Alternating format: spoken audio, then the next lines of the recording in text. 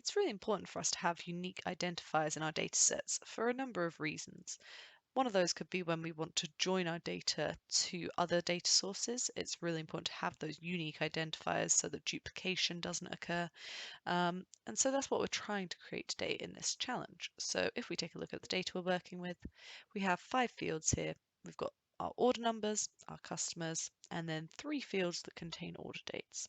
We'll come on to those in a second, but looking at our order number field first of all, then you can see where I've changed this view state from summary to detail, that we've got this bar chart to the right hand side that shows the distribution, and it's showing that we have some values such as order number 226 that have 3 different customers associated with them. And we can see that these are all different purchase dates that they have made their orders. So these are definitely different orders, but they all have the same order number. So how can we create a unique identifier instead of them all having the same order number? That's what we're going to look at for this challenge today. But first of all, we're just going to sort out this order date field situation. So we have order date and purchase date, which are already date data types, but our date of order is currently a string data type. So before we do anything, we're going to translate this to being a date data type. And Prep's really good at just when you change this from a string to a date, recognizing that we have a day of the week, then the day of the month, a month name, and a year, and it can convert that into a date data type without us needing to write any calculations, which is fantastic. So if we just do that, go to this menu and change it to a date, then I've already made that change in the next clean step, so I'll show you the result there. Okay, so that's all I've done is change that data type to be a date, and then you can see that the date range is similar to the other 2 fields for the order dates, and that's great. So we can have a quick look at each of these 3 fields now. It looks like from a quick glance at the data that wherever one field has values, the other 2 are nulls, but we can quickly confirm this as well by looking, say for example, at each of these individual values. We see that it is null in both the other fields, and we can do that to visually check through quickly that there aren't going to be any values that are in more than one of those fields. So once we've done that quick check, we can feel quite confident to combine those 3 fields together. And the easiest way to do that is to click on one of the fields, hold down Control, and then select the other 2 as well. Once we have those 3 highlighted, we can go ahead and merge those fields together by just clicking on this button, and then all 3 of those will be combined into one, and we can see we don't have any null values left over, which is great.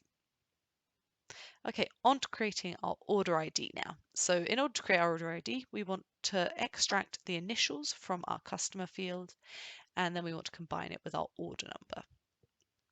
So let's first of all do the customer initials.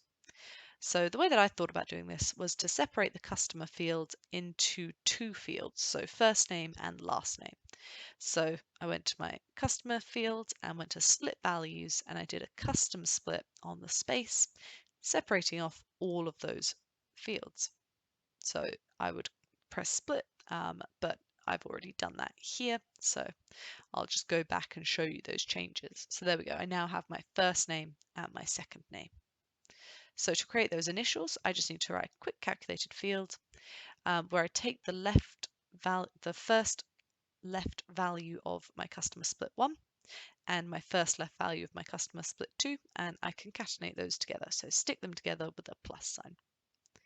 And that gives me my customer initials field. So for example, if I click on this one here, you can see that this customer called Albert Arlo has initials AA, and that comes through. Okay, so then I can get rid of these fields, and I'm just left with the customer initials. So I've got the first part of my order ID there. Next up, I want to add my order number to my customer initials. However, if we just look at this top line, for example, this BT 820, if I just stick those together, the length of my order ID would be 5 characters. I could compare this, for example, to this fourth line down, SD 486951. And in that instance, my order ID would be 8 characters long. If I want to have consistency, then maybe what I want to do is pad the in-between of my customer initials and my order number with zeros. So it'd be BT000820. So that's what I want to do. That's how I want to achieve that unique order ID. Okay, so in order to do that padding, to create that padded order number, then what I'm going to do is I'm going to add a load of zeros to the start of my order number, turning my order number into a string first of all, because if I add zeros before a numeric field, it's not going to take them into consideration. In theory, all numbers have zeros in front of them, but we just aren't interested in those. And then in order to make this only be 6 characters long, I take the right 6 values of this. So if we think about our 820, this would be all these zeros and then the 820 number. But then because I'm only taking the right 6, so starting from the right hand side and counting 6 across, then I only include 3 of those zeros because I have 3 of in my order number there. Okay, so that has allowed us to pad our data so that all of these are now 8 characters long. If I scroll down, then all of them are 8 characters long. So, sorry, 6 characters long. So now I can add that to my customer initials, concatenate them together, and I'll have my unique identifier. So I write another calculator field for my order ID, and I put my customer initials added to my padded order number. And then now I've got my order ID value, and I can see that now this histogram is straight. It's showing a uniform distribution, so I have one row for every single order ID now. So we've got our unique order IDs, and then I've just removed a couple of extra fields, and that's the challenge complete. So thank you very much for watching, and I hope that that was useful for you.